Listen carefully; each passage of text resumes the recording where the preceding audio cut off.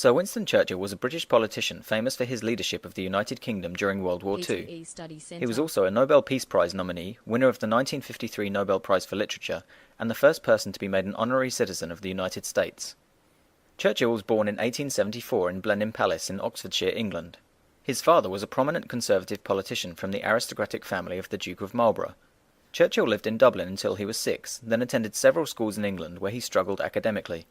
He then enrolled in the army and actively sought out military action and began to take an interest in war correspondence. In 1895, Churchill travelled to Cuba to observe the Spanish army fighting the Cubans. He then sought active service in India and the Sudan, and was then named as Conservative candidate for the Oldham constituency in England. He was unsuccessful in his political campaign, so he obtained a commission to act as war correspondent in the Second Boer War in South Africa.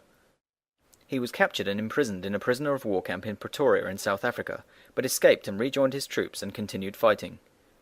He then returned to England and published his experiences, and once again stood for the Oldham constituency in the general election of 1900, and won. He retired from the army and was made First Lord of the Admiralty, in charge of the Royal Navy, where he upgraded and modernised the British fleet, but resigned in 1915 after the failure of the Battle of Gallipoli. Churchill then rejoined the British Army in order to salvage his reputation, and spent time on the Western Front in World War I.